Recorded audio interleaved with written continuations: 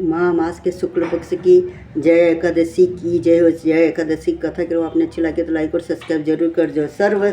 सर्व सिद्धि प्रदायक माघ मास के शुक्ल पक्ष की इस एकादशी का नाम जया एकादशी है। इसके व्रत में भगवान कृष्ण की केशव नाम की पूजा की जाती है।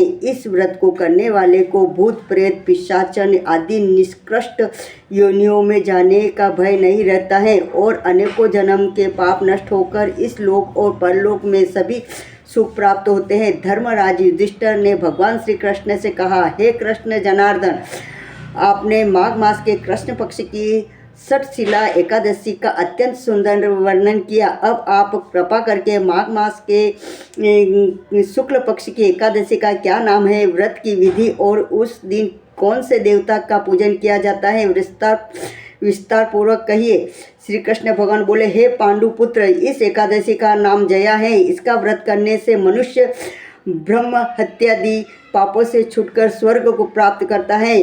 पिशाचनी योनियों से भी मुक्ति मिल जाती है। अतएव सभी को यह व्रत विधि पूर्वक करना चाहिए। अब मैं तुमको पद्म पुराण की एक कथा सुनाता हूँ। देवराज इंद्र स्वर्ग में राज करते थे और अन्य सभी देवगण सुखपूर्वक स्वर्ग में रहते थे। एक समय इंद्र अपने नंदनवन में अप्सराओं के साथ क्रीड़ा कर रहे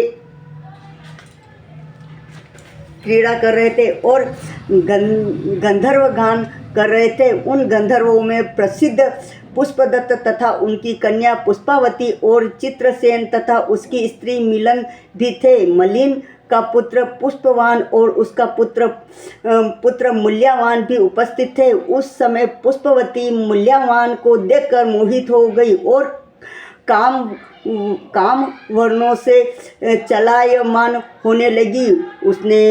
उसने रूप सौंदर्य हाव भाव आदि द्वारा मल्यवान को वश में कर लिया। पुष्पवती की सुंदरता को देखकर मल्यवान भी उस पर मोहित हो गया। ये दोनों कामदेव के वश में हो गए थे, परंतु इंद्र के बुलाने पर नृत्य और गायन के लिए आना ही पड़ा। उन्होंने अप्सराओं के साथ गाना शुरू किया, परंतु कामदेव के प्रभाव से उनका मन न लगा और अशुद्ध गायन करने लगे। इनकी भाव भगी माओं को देखकर इंद्र ने इनके प्रेम को समझ लिया और इसमें अपना अपमान समझकर इन दोनों को श्राप दे दिया कि तुम मृत्यु लोक में जाकर पिशाचन का रूप धारण करो और अपने कर्मों का फल भोगो। इंद्र का श्राप सुनकर ये दोनों अत्यंत दुखी हुए और हिमाचल पर्वत पर पिशाचन बनकर अपना जीवन व्यतीत करने लगे। रात के दिन में इन्हें एक क्षण भी निद्रा नहीं आती थी। उस स्थान पर अत्यंत सर्दी थी। उनके दांत सर्दी से कटकटा रहे थे। एक दिन पिशाचन ने अपनी स्त्री से कहा, न मालूम हमने पिछले जन्म में ऐसे कौन से पाप किए हैं जिससे हमें इतनी दुखदायी यह पिशाचिन योगिनी प्राप्त हुई है।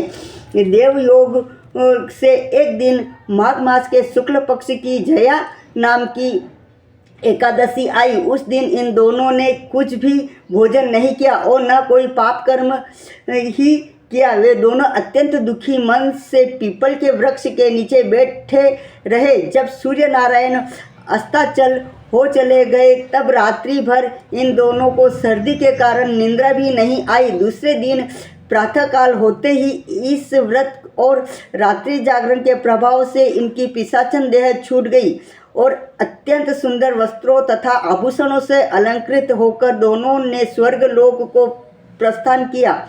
उस समय आकाश में देवगण तथा गंधर्व उनकी स्तुति तथा पुष्प वर्षा करने लगे। स्वर्ग में जाकर इन दोनों ने देवराज इंद्र को प्रणाम किया। इंद्र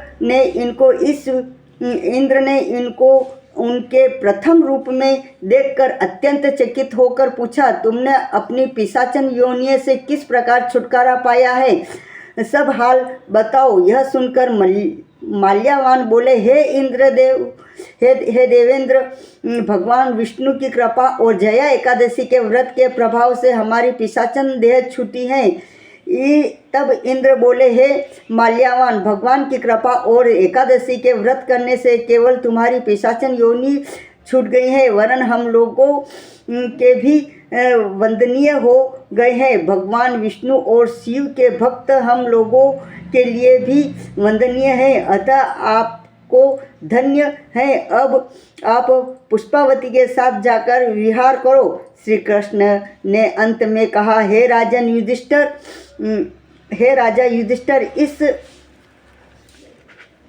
जया एकादशी के व्रत से बुरी योनि छूट जाती है। जिस मनुष्य ने इस एकादशी का व्रत किया है उसके मानव, यक्ष, जप, दान आदि सभी पुण्य कार्य कर लिए हैं। जो मनुष्य जया एकादशी का व्रत करते हैं वे अवश्य ही 1000 वर्ष तक स्वर्ग में निवास करते हैं। श्री जया एकादशी महारानी माता की जय।